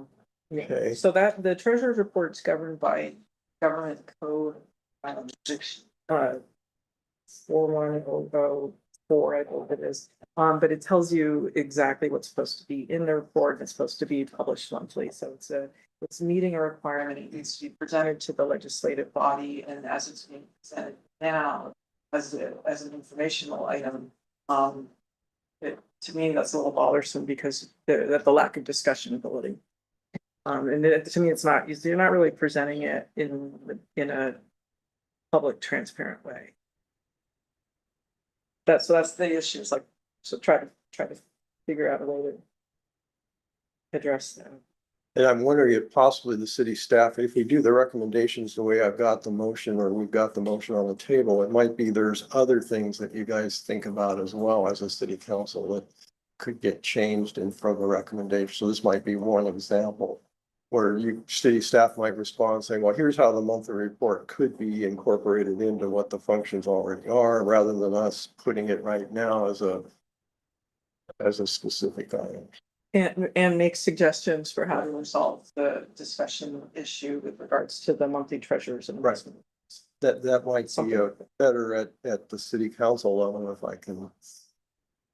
Okay, maybe. Okay, any other comments? Otherwise we can take a vote. You're okay? All right, I know this is my wording was, I did write it down so I can give it to whoever our handy dandy person. Why don't you read the motion back, since we're supposed to do that, and then we can all vote on it. The motion to make the following 3 changes to the current municipal code section covering audit committee responsibility. 1, change the name of the committee to Audit and Finance Committee. 2, modify the wording to current item G to be review the city's internal controls and internal audit reports. 3, add new item I to review the use of artificial intelligence in the city's financial reporting, internal control over the financial reporting, risk management, and compliance. Great, thanks, Jonathan. Let's take a vote. All in favor? Aye. Aye. Oh, you have a unanimous. Okay, very good. Reluctant. Reluctant aye. Okay. Quick question, are Yeah, we sure. wrapping up at 6? We have to, because the arts and culture is coming, so our hard stop unfortunately tonight, so we may have to now worry about, can we get to some really important items? We've only got 10 minutes though, so suggestions on how we proceed are welcome. Seeing that Billy is here and continue moving forward with the special revenue funds. Okay. They can report that out. And then maybe 9 and 10, we push off to a Yeah. subsequent meeting. Yeah. Okay, let's do that. So item number 9 is, I'm sorry, I've got an X here for different, because it says, when it says to city council, that means the chair goes to the city council. So I've got an X wherever those are, taking time here on our agenda, but I wanted to talk about vice mayor at the last city council meeting that I attended. Had a great suggestion. We'll talk about that later. Okay, so item number 7, 8, sorry. Item 8, action item, special revenue fund process audit update. Receive the special revenue fund process audit update and forward to city council. Can we turn it over to Baker Tilly? That sounds great. And I can make this pretty speedy because it is a relatively short report. So starting us off here and going straight to the purpose and scope of what this project was about. So really what we were here to do was to document the process used for the special revenue fund accounting. How does the city use it? Identify those gaps and compare it to best practices, as well as conduct testing of prior year accounting. Now, I will say that I come forth with you every single time and I tell you the methodology. So it's nothing very, extraordinarily different. It's a 4-phase approach. And so, I will say that this did take a while. We started this project back in August and we did finish in April of this year. So, there was one overarching recommendation that came from this report. And I think that the process improvements are kind of supplements to this overarching observation. And that observation is there are processes and there are controls that exist to ensure allowable expenditures are recorded to the special revenue funds. But some of those processes and controls aren't documented. And that can lead to risk, as well as staff coming and going throughout the city and just overall staff training. And we do know, as I'm sure you all are aware, that there was some miscoding of expenditures to a special revenue fund in fiscal year 2024. And so we attribute some of those errors to not having those documented processes. So really making sure to verify that processes and controls are present and are for those allowable expenditures, as well as conducting and documenting staff training once that documentation occurs. And like I mentioned, we did have 2 process improvements, and I think that those really do kind of complement the overall observation of making sure that you obtain and document city attorney review and approval of those proposed expenditures, as well as making sure to maintain information around roles and responsibilities around these funds. That was pretty darn quick. And so I know that there's probably questions and I'm here to answer. Fantastic. Who wants to kick off? Yeah, please, William. Thank you for the update. I think it sounds like very clean audit. Couple of questions. One is the miscoding. Any idea what was the quantum or the dollar value of the items that were miscoded? So it, if I remember correctly, it was north of 100,000. However, those codings were, after being discovered or bringing to the finances attention, we reclassed those expenditures. And they were relating to legal expenses in the BMR below market rate fund. Subsequently, we did a thorough review internally, finance worked closely with community development and the city attorney's office to review all transactions running through that fund and reclass those accounts accordingly, those expenses. Thank you. And it's fair to say that there is no financial accounting implications. No, so currently the funds sitting in that fund, that fund 365, I remember correctly, or BMR fund is correct, and yeah. Thank you. Thank you. Sure. Any other questions? I Sure. agree with the point that documentation needs to be specific. So even in the BMR fund, it just wasn't specific enough, and I agree. It doesn't clearly say the legal expenses. So in this situation, it was there was quite a bit of staff turnover, and with that staff turnover, there wasn't a clear indication as invoices were moving between departments, what fund it should eventually land. And with that oversight or basic understanding, I think that's where the some of the oversight or miscodings occurred. Since it was brought to our attention, all responsible staff were then retrained or just trained. And so they're well aware of what's valid. And one of the issues that's identified is as some invoices are moving between departments, they may become redacted and then not knowing where it should actually ultimately land. So then now there's a bit more communication between the various departments. Question, this says, this is an action item. I don't quite understand what our action really is, because it says receive and forward to council. So to that point, I would like there to be a recommendation to the council that the BMR policy gets reviewed, because one of the things that happened kind of out of that with the legal fees, when the Mary Avenue project came to council and we were going to provide funds from BMR fund to that project and to the Eden Housing Wolf Road project. I wanted to, at that point, increase that amount of money and not see it going to administrative things. And that was asking the question, can we fund the administrative portion from somewhere else? And the answer was yes, it can come out of the general fund. And so my preference would be that if we do send it up to council to talk about the policy, that the policy would have some sort of prioritization that says, tangible items. We want to see a project. We want to see real units and not admin being paid through that. And so it did have an impact seeing that. And so I do think that the policy is flawed. It could be read. Right, it is subject to interpretation. And if you want to look at the costs associated with the BMR fund, surely the staff time and legal expenses and all are part of BMR expenditures. Unless we make it specified that it should not.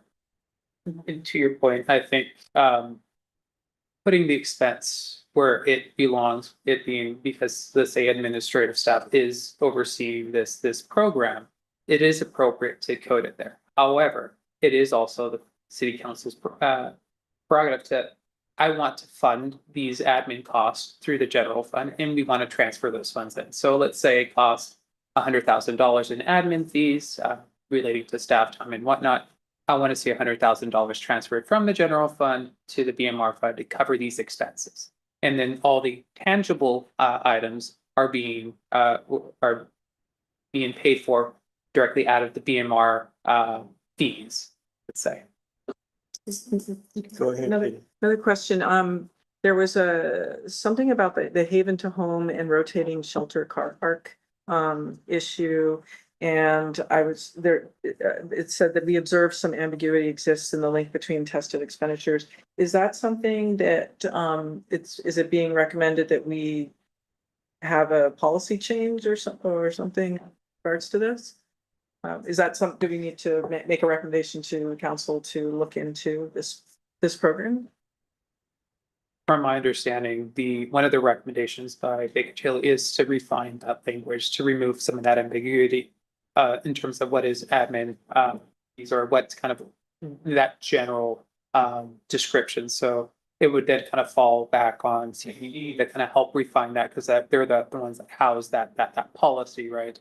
And then provide that that word change, or maybe it comes to where city council, let's say this gets forwarded to council, at which point council then directs a refinement of the handbook with that policy to address some of these issues. And that money was coming from the BMR fund. Correct. Okay, so when we're thinking about what we want the public to see, there's parts of with the Haven to Home that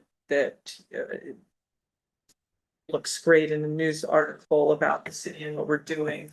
A magazine subscription, a newspaper subscription, not so great.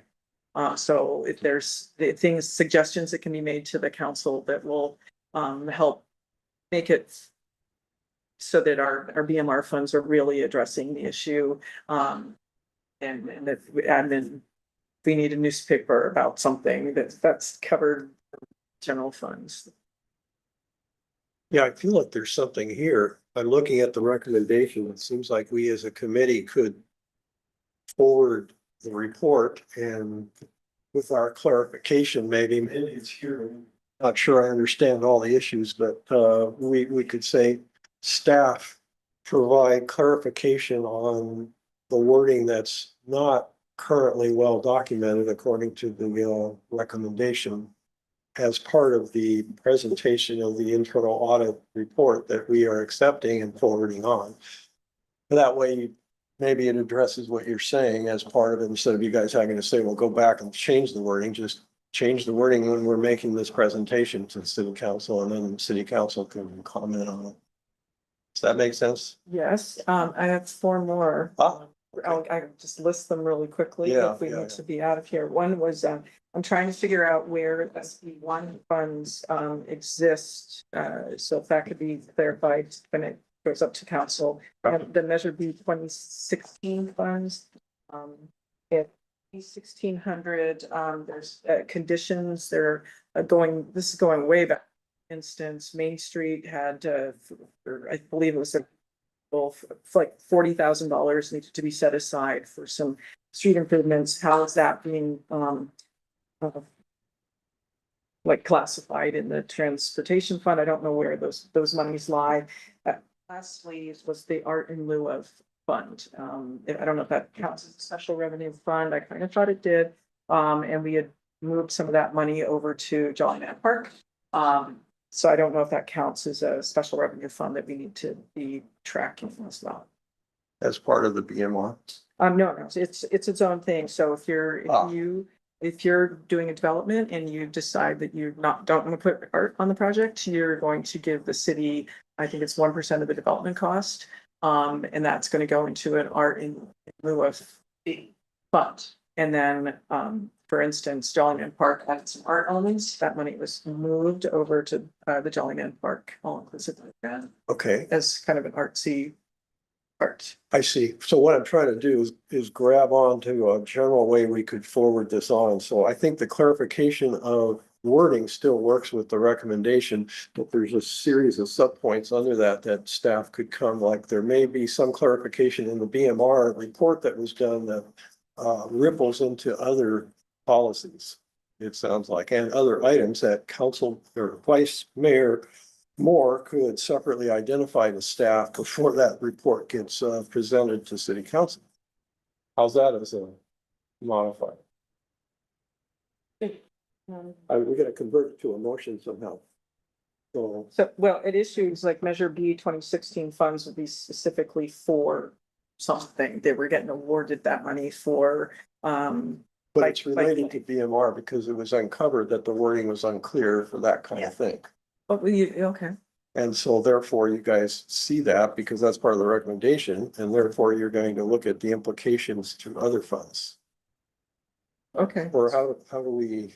My hunch is that it's sitting in the transportation fund somehow, or transportation impact. That all three of those are sitting there, but they have a specific purpose that they need to go to. And you're correct. It's just quickly, it's in Fund 270, which is the transportation. So. I got a motion Yeah. to sort of strengthen the line original special fund, special revenue fund.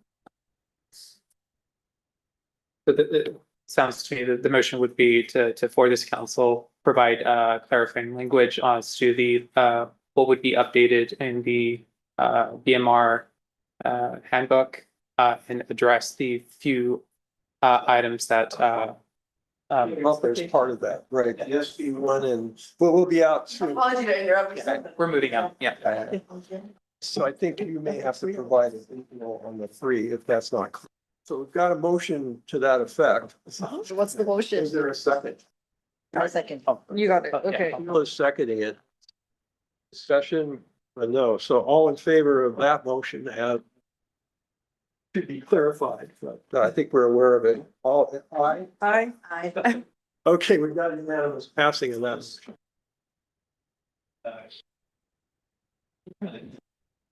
I'll continue to the next. And then just And then- close it with the rest of the items to be addressed at a later meeting. What Jonathan just said, by Thank you, everybody, for your patience and